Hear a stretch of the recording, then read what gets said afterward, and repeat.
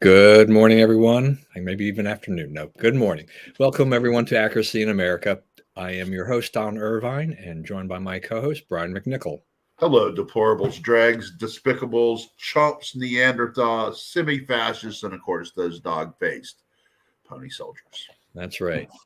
All right. Back from Arizona, recovered. Don't Was it have to. warm out there?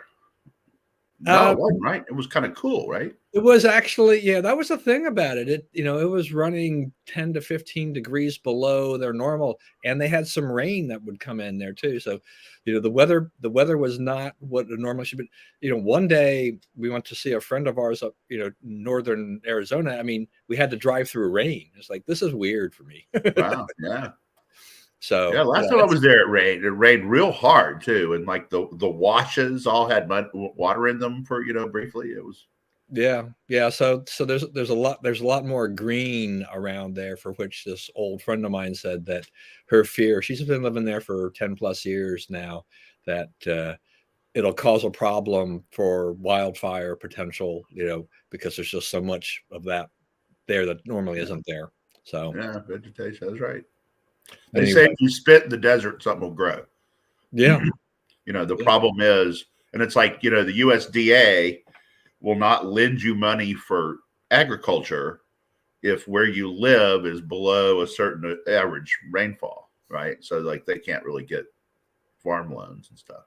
right, yeah. I mean, it's the most rain the Phoenix area, I think, has had, in 7 years or something like that. So it's unusually wet for them. It's not a lot compared to what we get normally, but for them the first 3 months were much wetter than normal, or at least have Yeah, they had days recently. when they canceled all the spring training games out there, which that's why they put them in Arizona so they wouldn't Yeah. have to cancel them.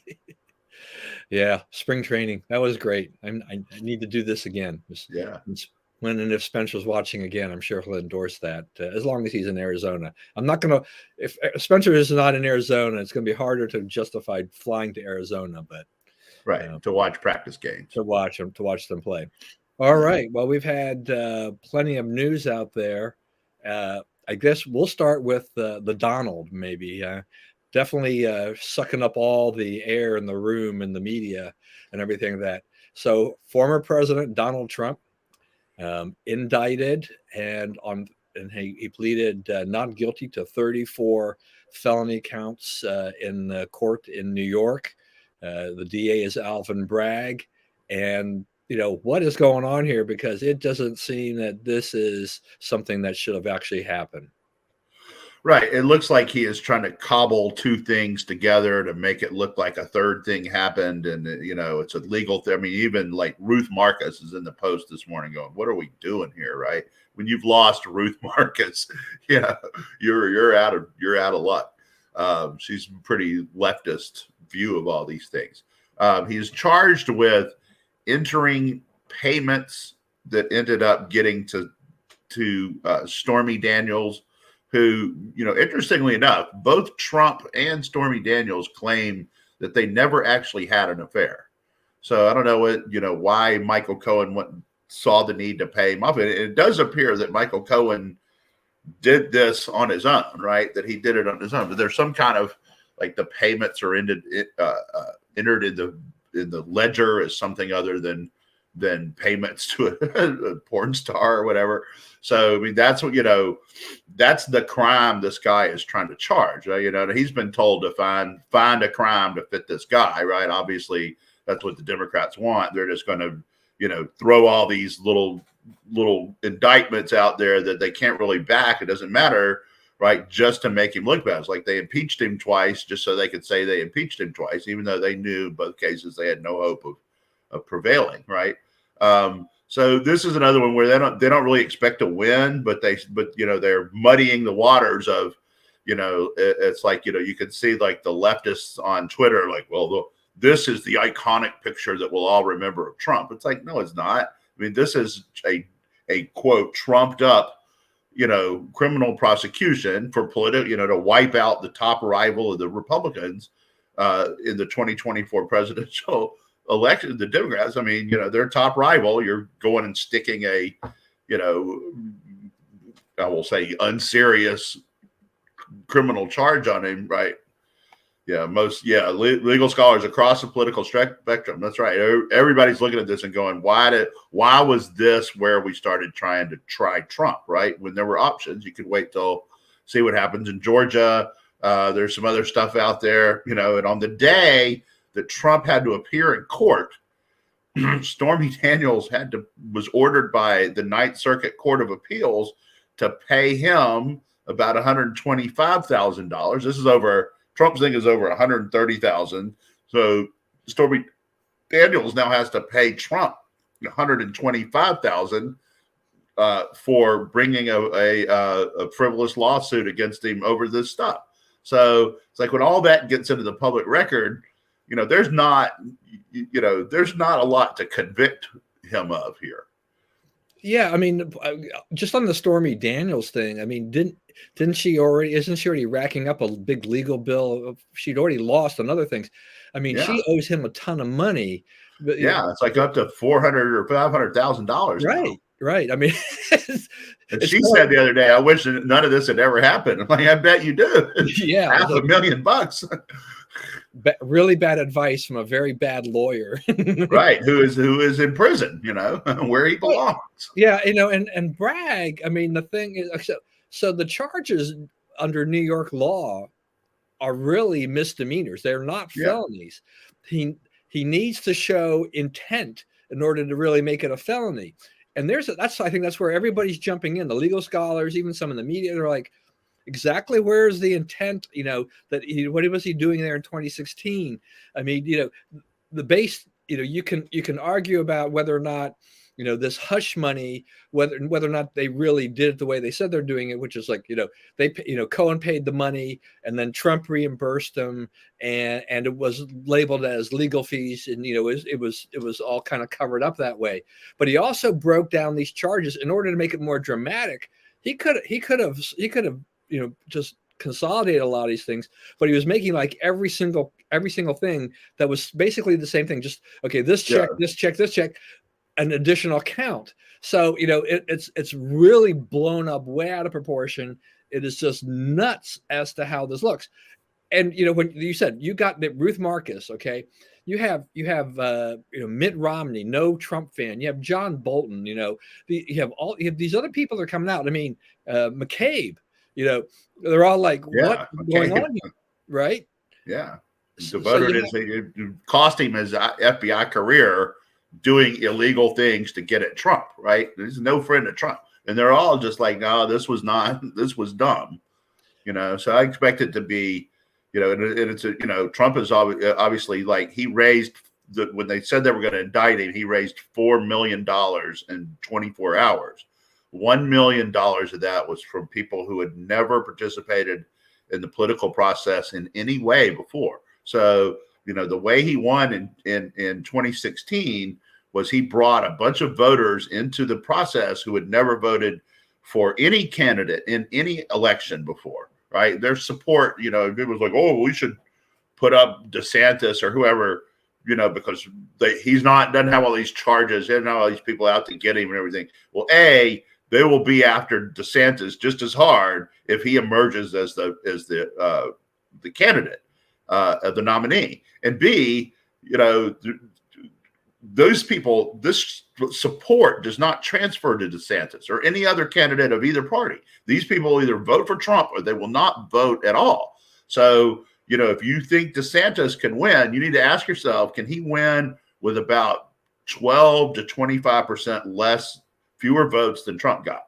If you really think he can do that, that's good. Right? Yeah, that's true. He probably was some Twinkies involved there. Not that there's anything wrong with Twinkies. Are you stopped short of saying Fat Albert, which I saw was trending on Twitter, and I'm like, what's all this about? And then there's all these pictures of Alvin Bragg. I'm like, I don't know that we needed to go there. Yeah. I mean, look, Trump. This is just an interesting case because it's somewhat puzzling in a way too, though, because I thought there was a time when Democrats thought, go ahead and have Trump versus Biden, because we feel we can still, even with Biden, we can still beat Trump. And yet this comes up. This is definitely a political hit job. This is all about politics. This is not about the legal system or anything really. The legal case here is pretty weak. And yet, you go after him, and what happens? You just mentioned the amount of money he raised. Donald Trump is benefiting from this. He knows how to turn these things around to his advantage. Now, I'm not in full agreement with him, his attacks on the judge and things like that. I think, you can let that go. I mean, you don't need to go there. I think just let it go on its own. People can see how bad this is, all right, and everything. I'll say this about the attack. People can't, I can't read the left. It's like, oh, you would think the guys would go before this judge or this prosecutor and quit insulting them.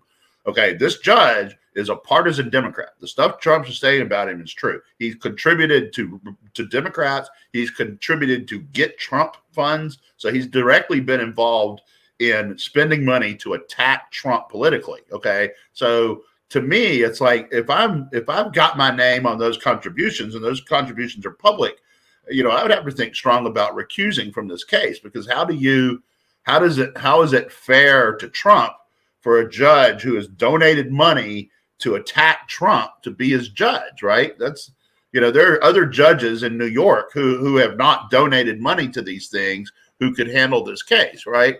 So the fact that he wants to stay on this case, he's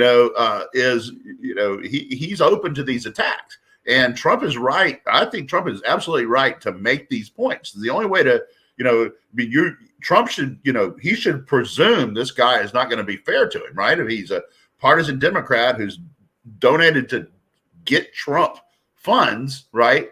Then, you can't assume he's going to give you a level playing field. And by making all this public and bringing it up, talking about his daughter working for the Biden-Harris campaign and so forth, you're making this guy justify everything he does. You're making him stay fair because everybody's watching, because Trump has raised these issues. I think, people are like, oh, he's going to be mad. Well, he's going to be mad either way. He already hates Trump. How much madder can he be, right? So, he's spent money for years hating on his hatred of Trump.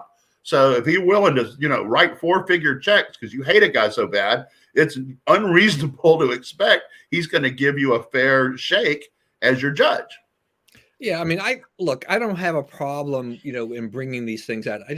I guess I'm a little bit more on the civility mode of, this is not Donald Trump's, kind of thing. I would have probably just said, I just want to point out in my defense or something like that this judge has A, B, C, D, E, problems, and that he should recuse himself, and kind of just batter that home without a lot of extra stuff on the side. And then bring that up, put the pressure on him, put the pressure in court on him and say, you are probably unfit at this point to sort of, you should recuse yourself, because that is, because there's too many questions about what could happen here, that whether you could give Donald Trump a fair shake in this. So, it's just, my thing is just the way Trump does things, it's Trump. It's a difference in style, and I get that, right? You're a nice guy. He's not necessarily a nice guy, right? Just knowing that, I don't know him, right? But just his public persona, what I have seen, what everyone else has seen, he's not nice, right? He's not, let's invite him over to shoot pool and eat hamburgers, right? That wouldn't be what you'd do, right? I guess some people would say that, but to me, he's not the Obama beer summit guy, right? Which Obama wasn't either, but that's another story. But Trump, that's not Trump's way. He's right. He's exactly right. And these things have to be called out. The idea that you just, and it's like I saw the coverage of his speech, and he goes, his speech after this happened, after his indictment, he went back to Mar-a-Lago and spoke, and what he talked about was, look at all the stuff they have done to me, the 2 fake impeachments, the Mueller probe, all these things, right? He's right to call this out. You have to look, they're throwing charges at me that are groundless all the time, right? That's an element of your defense. Is like, hey, how many times have they falsely accused me and we've proven it was false? Okay. So now when you hear an accusation, you have to think, wow, those same people are accusing this guy again, right? After they have falsely accused him numerous times of all this stuff. Here they are with another accusation. That should, figure into whether the American people believe this, right? That's an important point to be brought up. Yeah, and I will say this, that if Trump had done what Trump has done in the Trump style, his supporters would probably be disappointed, because that they kind of expect a certain response, a certain swagger from Donald Trump, and he has been very true to form on that for sure. And Bragg, I don't know. Cohen is basically a key part of this for him. Yeah, Which is like, a convicted you got to be kidding felon of perjury, convicted of perjury.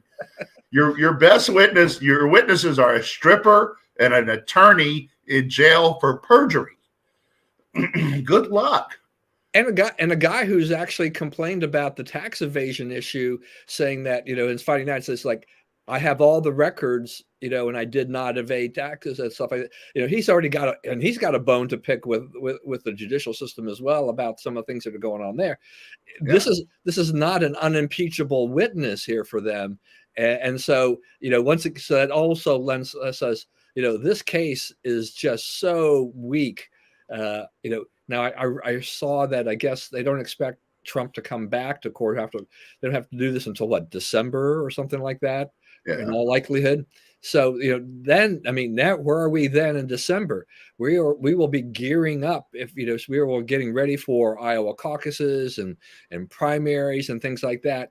Is Trump going to be somewhat bogged down by having to deal with these judicial issues, legal issues, while he's trying to run for president again? And it was that part of the target. This is all part of that bigger plan. This is all about the 2024 campaign. It's right. Zero about what entries were entered in his payment voucher, right? It's about knocking him out as a candidate. You have to ask yourself too, what is it the Democrats know that tells them they need to play this card now? Because like the cases, maybe a case could have been readied if more time were given. There's all these other things percolating that they're trying to prove Trump did, right? You didn't have to be first, right? You could have come later after other things had been indicted or whatever. So, but why did they have to get out front and do this now? That's there's no accidents, there's no coincidences in this, right? This happened at the time it happened for a reason, and I think part of it is that the Democrats understand that if there was this election took place today, Biden probably would not beat Trump, right? Trump is as strong as he's ever been politically right now, and the state yeah, that's right. So that's, they want this to be part of the election. They want to drag this through the election and there's a good chance it never makes this trial, right? There's a good chance that, motion to dismiss and the judge just says, bro, you got your headline. You don't have a case. Yeah. Unless he can really prove, without beyond a shadow of it, that there's some intent, I don't see how. Trump's he's got a big legal team. They're going to fight this tooth and nail. Bragg is going to have a very tough fight. We just said, Cohen as a star witness, that's not going to work very well for them. They've got a lot of problems with this, to make this happen. They have gotten their headline out of this. And you're right. I think that, right now, Trump versus Biden, because of the terrible performance of Biden, the way that things have gone in the administration, it actually wouldn't take a whole lot for Donald Trump to beat Joe Biden. Trying to take Trump out, despite the fact that, they were saying before that, we want that matchup. That's a matchup we can win on. They're scared of Donald Trump. Donald Trump is the guy. Yeah, they're really scared of Donald Trump. If you're the Democrat, there's really nothing else you can conclude. Yeah, the Democrats they've been working very hard in lots of elections around the country to try to make sure that a weaker Republican runs against a Democrat so they can get more Democrats elected across the board. But this one is harder for them. It's so early. We don't really know, what kind of a candidate Ron DeSantis will be. In the end, on paper he looks fine, but on the stump and going through that process could be a completely different guy and may fizzle out. he's wildly popular in Florida overall, but that doesn't necessarily translate to a nationwide, popularity and that for a presidential run and victory there. So we just don't know enough now. Trump is definitely tested on that, but boy, it will just challenge me in some ways if he does win the nomination. But I will be a loyal Republican at that point, no matter what. Well, I mean, even if it's Trump, the choice is pretty clear, right? The policies that they're putting forth don't work and are really hurting the country. Yeah, I've got that one guy who keeps trying to troll me on Twitter on my account. It's like, whatever happened to your standee? How's that doing? Trump and all this kind of stuff. And it's like I just decided to take him out of the picture for now. But I don't answer people like that because it just only feeds them anyway. And look, I've said this time and time again. I mean, the Trump policies were good for America. I mean, we're far better off with Trump policies than what Biden has done. Biden has reversed a lot of things, and look where we are right now. Right. And look at the geopolitics. I mean, it's terrible. That is really getting to be. We're moving into a dangerous thing. So you have, we've been the reserve currency for my entire lifetime, right? And I don't think Americans really understand the advantages that gives them, right? That gives you control over currency movement and the value of currency all over the world, right? You're the standard, and that's quickly going away, right? You have the worst actors in the world lining up on one side now and aligning in ways they never have been able to do before because you have a weak, president. You have a weak president. You have a weak administration. You have a terrible cadre of foreign policy people now. You have China negotiating a peace deal between, being invited. It's not the United States invited to negotiate a peace deal between Ukraine and Russia. It's China, right? China is, they're not going to negotiate one that suits our interests, right? And they're not going to preserve individual freedom, right? And the things that we fight for as Americans, because that's not how they think. You have, the China, Iran, Saudis, Russians getting together to manipulate, and then you mysteriously have an OPEC production cut, right? So all those guys are talking, and they're like, "How can we hurt the United States?" And one of the things is cut OPEC production, which you can expect a 10 to 25% or 10 to 25 cent per gallon, maybe even more, increase in gas prices in coming weeks, and even more as the summer blends come on. So you'll be back to $4 gas, in the summer if this is not reversed, right? Because it's pretty substantial cut in production that they have. We had a pretty good deal going on the border before Biden, right? We had the Mexicans agreeing to station people on their southern border so that people were stopped there rather than our southern border. The deal with the Northern Triangle countries to promote economic growth there, so not so many people wanted to leave, and their cooperation in transnational crime and human trafficking and drug crime and so forth. All of that is gone. All those people now resent us and hate us again. The president of Mexico laughs in our face and is aligning with the worst people on earth too, because he feels no kinship to the failure of the Biden administration.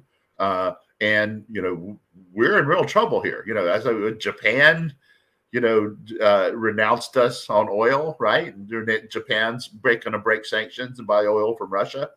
That's Japan's pretty loyal ally, right? But they're breaking with us because they look at the American political situation and they see a weak president, and they see, they don't see America, a weak foreign policy team, weak national security team. It's dangerous. It's imperiling not just our standing in the world, but our personal safety. Yeah, I mean, on the OPEC thing came as quite a surprise apparently to the analysts. Analysts did not see that. I don't know all these things come as a surprise. They have no clue what's going on.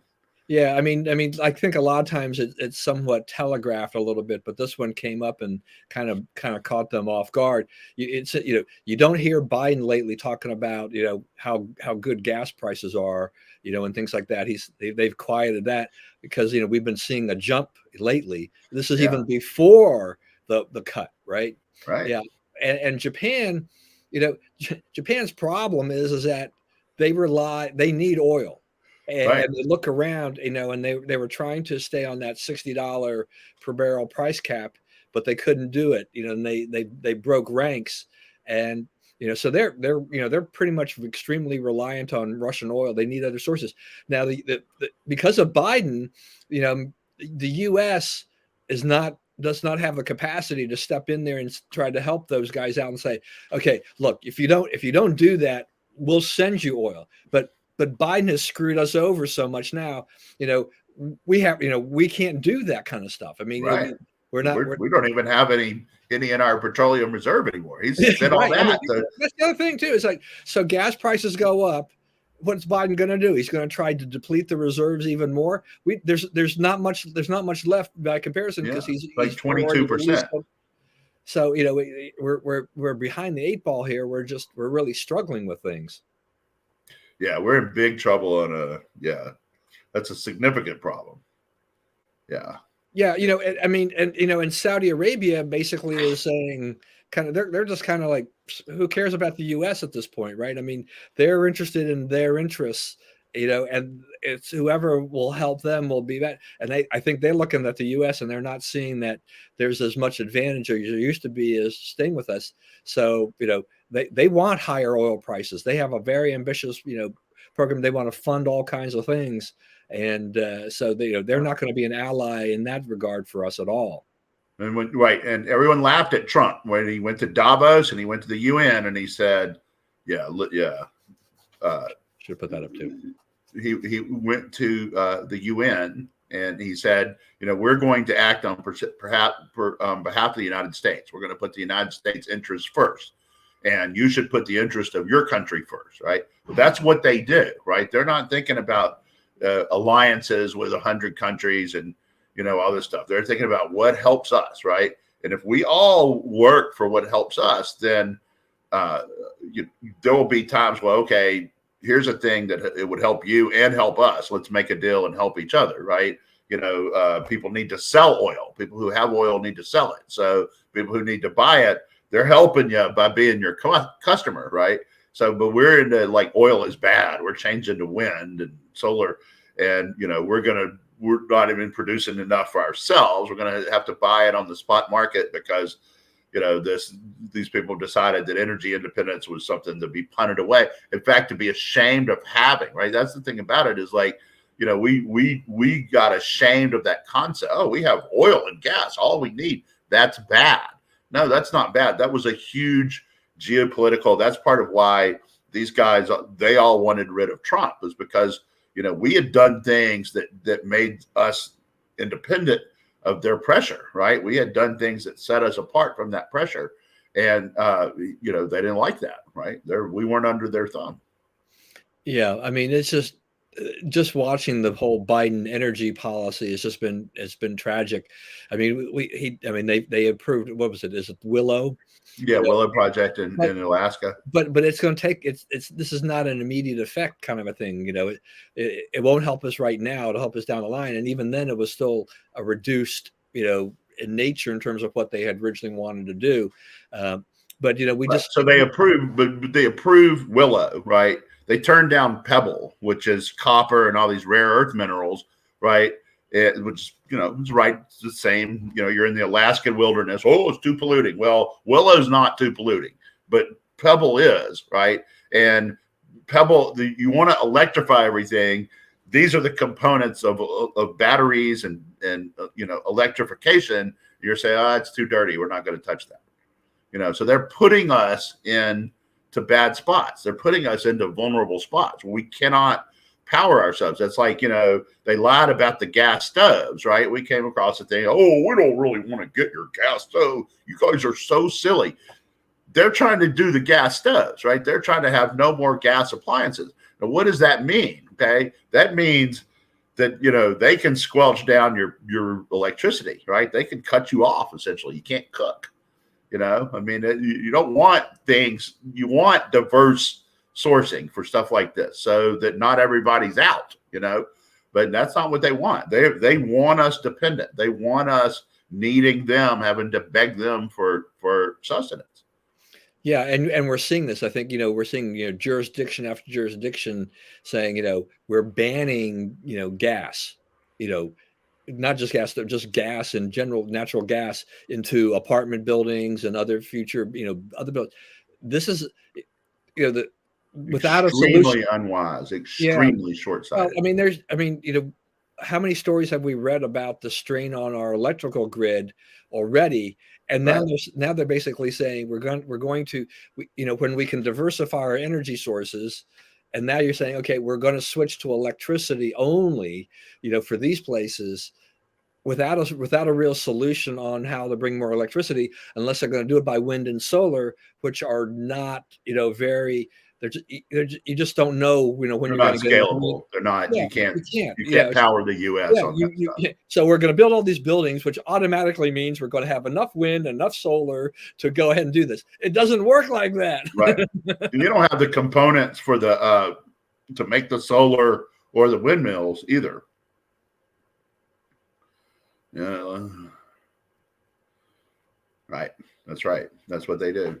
They get you hooked, and essentially they've done that with all these countries in Africa, right? They build big capital projects for them, and like that, China owns ports and airports and stuff all over Africa.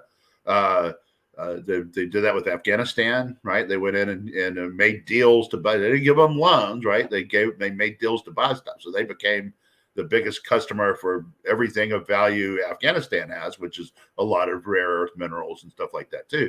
So, the Chinese are pouncing. They take this seriously. We think that, Joe Biden's cute with his shades and his, the weirdness Joe that goes on Biden over in his there. shades.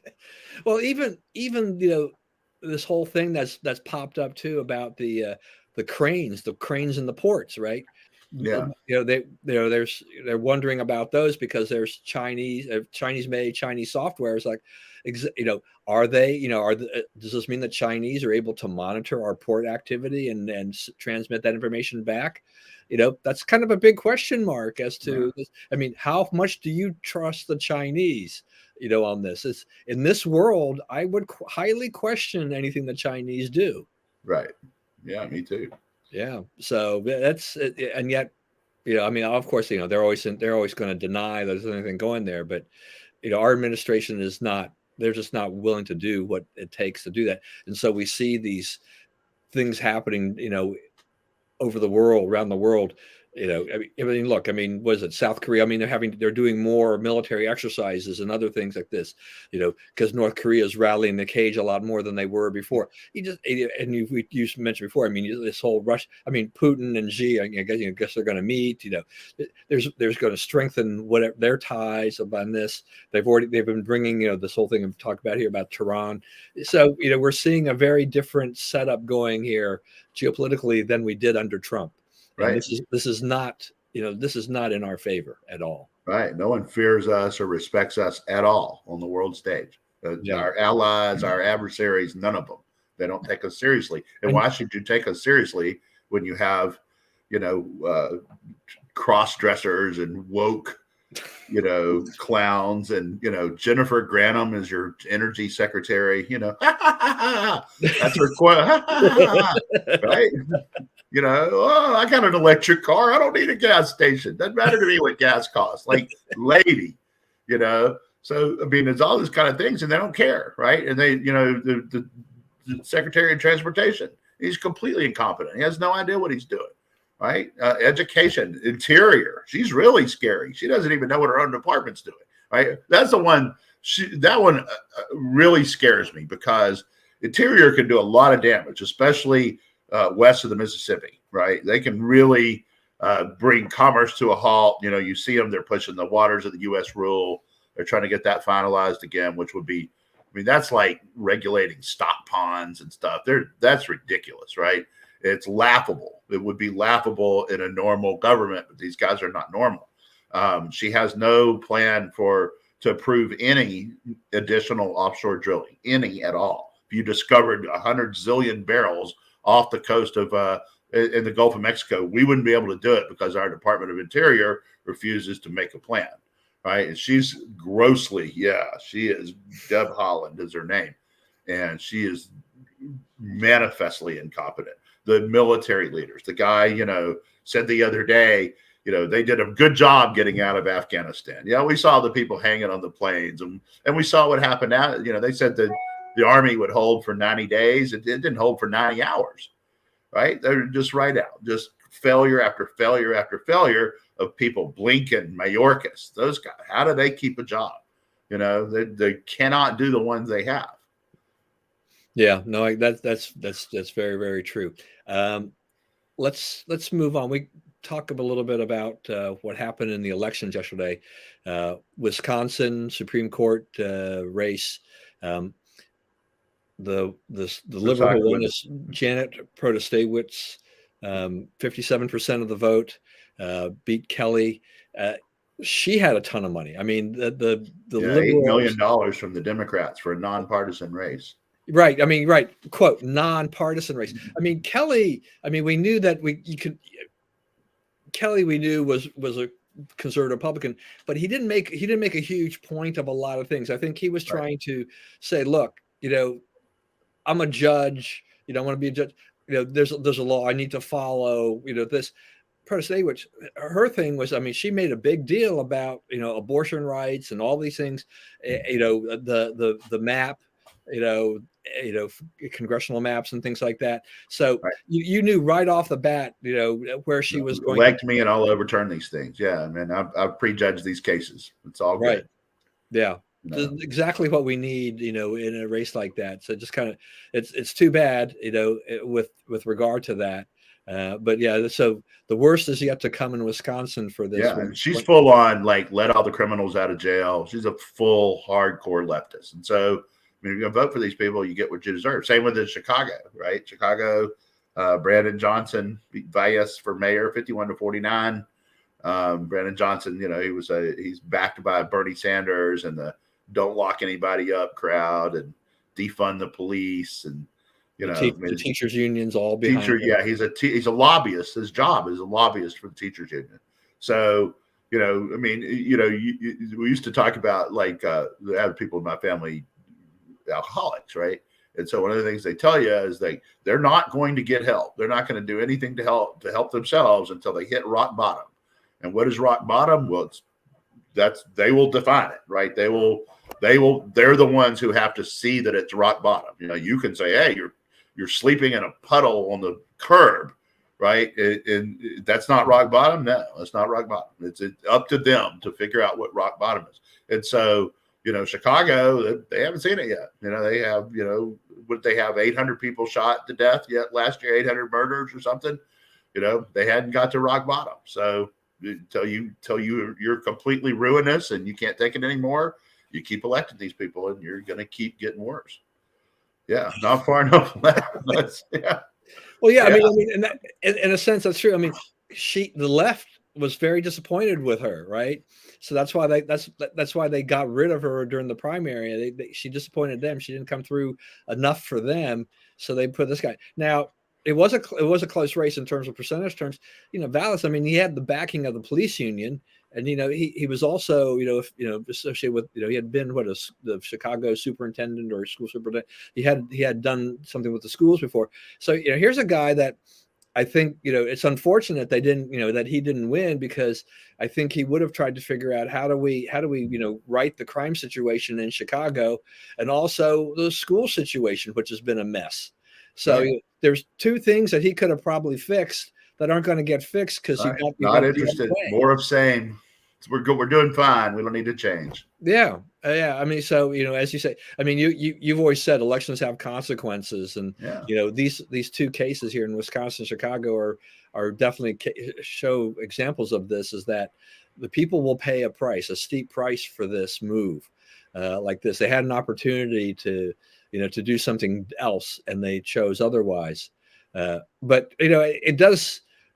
The closeness of the race in Chicago at least gives me some hope that maybe there'll be a candidate like Valles can run again at some point in time and might actually win in the Get over future. the top. Yeah. Yeah, I mean that's as I'm saying, things have to get worse first. right.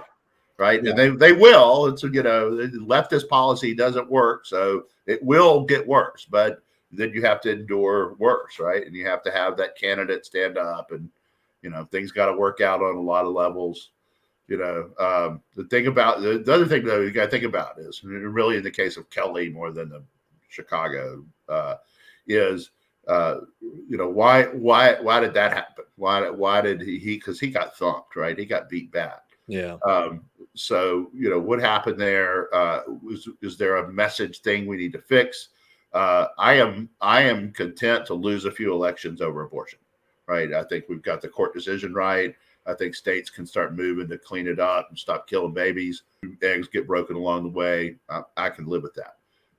But there is a point at which you have to stop you can't give them every office in the country over one thing, right? So, I don't know how big that was as an issue in that election. The abortionists, the baby killers claim that it was paramount, but they don't have any numbers to support that claim. So, but we do need to think about what in there, how are we getting painted that makes us unacceptable? So something's going on that does, you can't blame it all on them. Something's going on that we got to fix. Yeah, I mean, I think, and from a red state, blue state situation, I mean, we have said that in terms of the abortion issue, it's like the states should decide, how Right. this works in their states. And so what we're seeing, is basically the blue states are, codifying, the right to abortion, and the red states are saying no. For in very general terms, that's how that's going down, and That's America. that's right. That's how they vote. I mean, if that's the way it's in Wisconsin, I guess they had a 1910 law that's what they're targeting to 1849. 1849, even earlier than that. Whoa. Okay. Yeah. I mean, that's one thing is like, what does that law say? It may need to be reworked, even if you're against abortion. Yeah. Because our understanding of what that was and what was going on there was a lot different back then too. Right. But there's we need to refine how we talk about this too.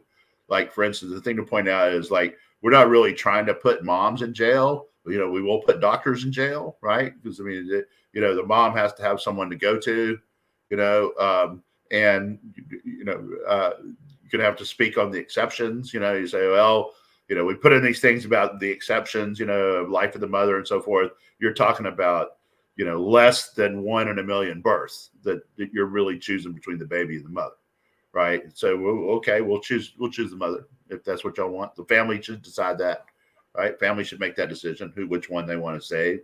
And like the rape and incest, you're talking about, 1 in a 10,000 or so there.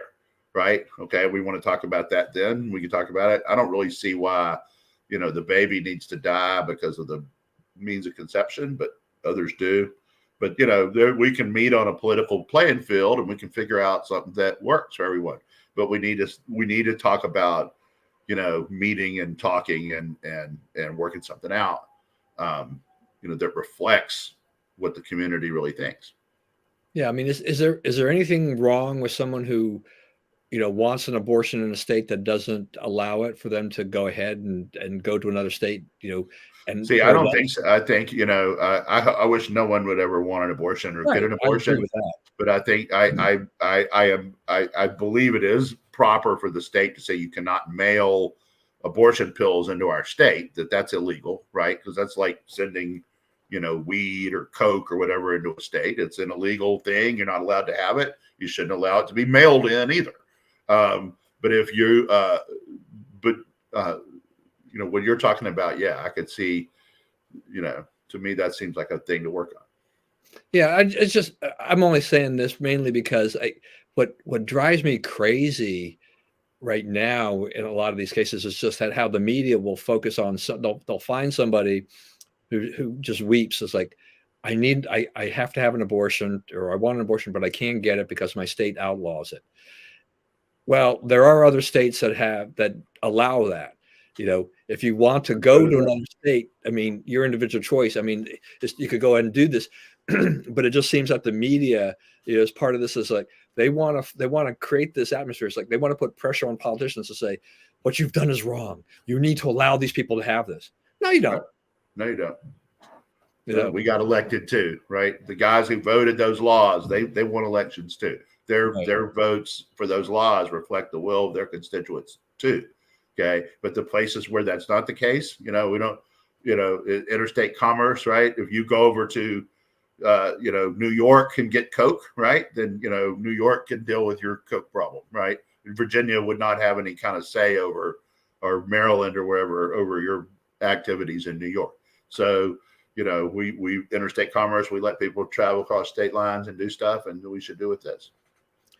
I meant to mention this earlier, but as we were jumping around here, this news story about the Chinese spy balloon was actually transmitting data to Beijing.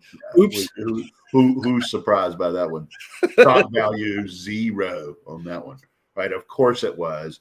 And the reason, and let's get down to brass tacks on that.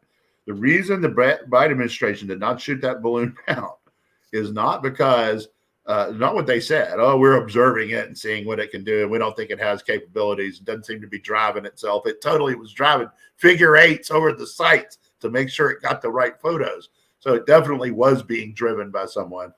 Yeah, a real shock. Yeah, we're all shocked. Right, but what the basic truth of this is, and this runs through a lot of what happens to the Biden administration. They didn't know what to do. It's like, they first got asked about Trump being indicted, right?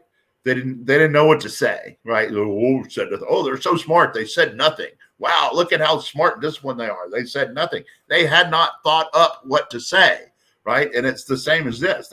It took them 5 days to figure out what to do, right? They didn't have a plan. They didn't have any idea. They didn't have anybody that were smart enough to figure out what was going on, right? They knew about it. They were tracking it from before it even entered the United States. So they knew it wasn't a weather balloon. They knew exactly what it was. The people whose job it is to know these things do indeed know them, right? The government just, the Biden administration, like, I don't hear any of that, right? And they couldn't think of what to do, right? And they're just gobsmacked about all this stuff. They're surprised all the time. That's what happens when you're incompetent. Yeah, I mean, is it me, or is it when the story came out, there was just not a lot of, we didn't hear much. We just didn't hear anything from the White House. I mean, there was deflection, right? Because of like kind of what you're saying there. So, we want answers, but we weren't getting any, were we? We weren't in, because they hadn't thought up what to say, how to explain it away. So it was easier to talk about Trump, or at least try to, than to deal with this, which they knew nothing about at all. Yeah, I don't know. It's just crazy. 2024 campaign, because we've had a couple of elections. This one we just talked about, Asa Hutchinson. So now he's throwing his hat into the ring. I don't know. I mean, he's what? How old is Asa? 71, 72, or older than that, or somewhere in that range. Yeah. Former governor. I mean, former rep. What was it? DEA czar, I guess, under Bush. So I mean, he's been around. He's had lots of government experience. He's coming. I guess he's coming at it from kind of a, we need somebody better than Trump, or at least, steadier than Trump morally, or something or other. I guess. It's that, and it's like, Trump needs to concentrate on his defense and get out of this race and let us work this out. It's like, bro, if we wanted you for the candidate, you would already know it, and you don't know it. There is no lane for him to run in, even if there is a constituency out there that he describes, right? That there's a full length of people out there saying, I don't want, let's get past Trump and Trump's legal travails, right? That vote's not going to him, right? I mean, they'll find someone who's been a lot more faithful to Republican conservative principles than Asa Hutchinson. So I wouldn't donate any money to him, because it's the same as burning it up. Yeah. So I mean, the thing is that, I mean, you can announce your candidacy. Will he? I guess he'll try to visit Iowa and scope it out a Yeah, little bit. he's been in Iowa. He's Yeah. been going around making the rounds. Yeah, I think they'll see that, but whether how far he gets, if he can't raise any money, he just can't go anywhere. Right. I just There's no lane. Yeah, There's no one's going to give him money. yeah, Like, I for don't see what a for who? groundswell of support for that guy. I mean, in Yeah. the end, so I want to go back to energy a little bit for a couple of things. But one is this law that Gavin Newsom signed in California, capping refiners' profits, and the other thing too is, did Joe Manchin, is he getting screwed by agreeing to the Inflation Reduction Act, because a lot of the energy policy of the Biden administration, some of the things that have been going on lately, seem to be, exactly the opposite of what, Manchin would have supported or needs. I mean, things that happened in West Virginia. Right. So, so Newsom's thing, he's capping refiners' profits. They're trying to drive all the fossil fuel industry out of the state in every way they can. They're, I guess one of those business guys was on the other day. He says that he's one of the guys that's on Shark Tank. It's like the bald-headed guy who's on Shark Tank. I don't know his name. I don't follow it, but Mr. Wonderful. That may be what they. Okay. Yeah. He's like, he said, he was on like CNN the other day too. It was pretty funny. He's like, New York. I don't tell anybody. I don't invest in anything in New York or New Jersey or Maryland or somebody else. And then he said in California, and they were all blue, Illinois, right? And then he said in California, completely uninvestable. I would not put $1 in California for any investment right now, because they do not want to do business, and they make it as hard as it's not. Juice ain't worth the squeeze. They're not protecting your stuff, right? The government's non-functioning, and I wouldn't give them any money. So, you can cap. There's a lot of, people don't think about California. There's a lot of oil refinery business there, especially like in the South, right near the port of Los Angeles. Ships come in, unload oil. Oil is refined there and distributed around the country, especially the West Coast. Not a lot of those trucks go over the mountains, right? So, like, there's the Gulf Coast and New Jersey and so forth supply east of the Rockies, and the West Coast ports supply the West, right? So there's a big oil refinery thing there, and if they're going to have their profits capped or whatever, they're not going to. They're big physical investments, but at some point you're not making enough money to justify it, right? And they'll just pull out, and then you'll have a supply problem, right? Which will drive up prices even more. It's already been, gas is $7 a gallon now or something in most of California, right? Yeah, I don't know what it is there, but I think the taxes on the gas are 66 cents a gallon. Yeah. So I mean, it's that's just state tax. That's where you can get to the federal and right. That's just the California tax is 66 cents a gallon. So I mean, you're getting killed about it. I think you talking about Kevin O'Leary? Was that the guy? Yeah. Probably. I think that's because he's known as Mr. Wonderful. So he's, I mean, the guy is extremely successful. He knows what he's talking about. He's all about making the money and stuff like that. And he was what you mentioned there. He was just doing just really an honest, transparent analysis of like these places you can't invest in. You can't, you just can't make money in these states. And California, as they have continued for the last, 20 plus years or whatever it's been, as they have continued to march leftward, they're chasing businesses out. They've chased people out, right? I mean, they lost enough population to lose a House seat. They will probably continue to go in that. They lost two. They lost two. Yeah, and they lost about 500,000 people in the last year. Yeah. So I mean, and they're going to lose. They're going to lose more because these policies, from top to bottom, they're not business friendly at all. Right. And then you do this on the refiners. I mean, you have to give businesses incentive to make money. And so this is basically Gavin Newsom's version of a windfall profits tax, in essence, of saying, you make more money than we think you should make, you will now pay an extra tax or you'll pay a penalty. Right. This is just crazy. It's crazy and it's counterproductive. And, but again, people vote for it. You had a chance to recall Newsom, right? A pretty good candidate. I don't know what would happen, but, Larry Elder, he wasn't, a complete flake, and he lost. He lost pretty convincingly. So, part of me doesn't really feel sorry for him because they keep voting for this. They keep saying, give us more. Right. No, I mean, that's the thing. I mean, look, if you live and work in California, you made that choice, but you are also going to face the fact that you've got a high cost of living because you've got taxes out the wazoo, and you've got an unfriendly climate for businesses, which, their regulations are ridiculous, adding to the cost of business, and so that why are you paying so much? This is not just a regulatory problem, right? Although it's a huge regulatory problem. It's also, they don't protect you, right? So you come in, you go in there, you open a drugstore, right? And people come in, take whatever they want out of your drugstore, or however much of it they want, and they walk right out the door, and no one does anything about it, right? The cops won't even try to arrest them.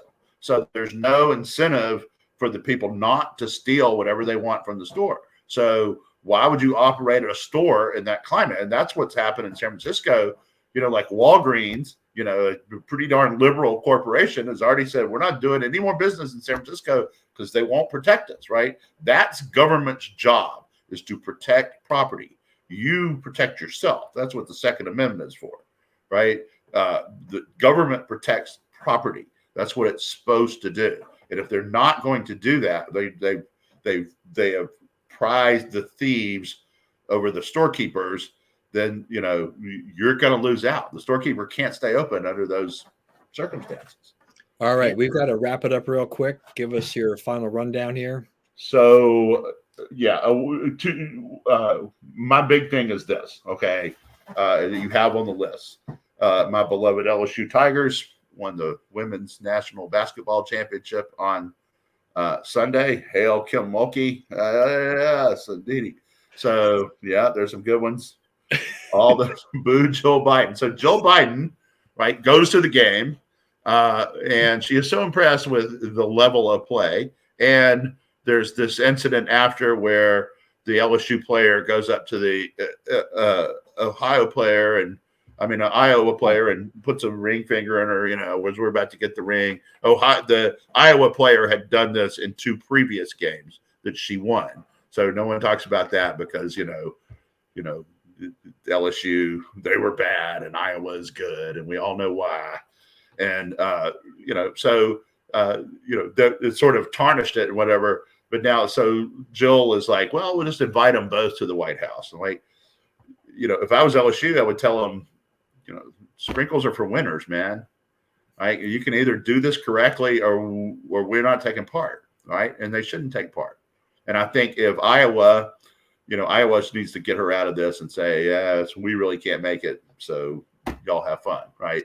But this was ridiculous. This was a complete, debacle by Joe Biden, and not her first and probably not her last. So it's disgusting the way LSU has been treated after this game. All we did was have the best. Caitlin Clark did the right thing. I mean, they said, we don't need, and Lisa Bluter, we don't need to come. I mean, this is not the right thing. So I think Iowa did the right thing there. Yeah. All right. We're going to wrap this up. I'm going to say thank you, everyone, for joining us today.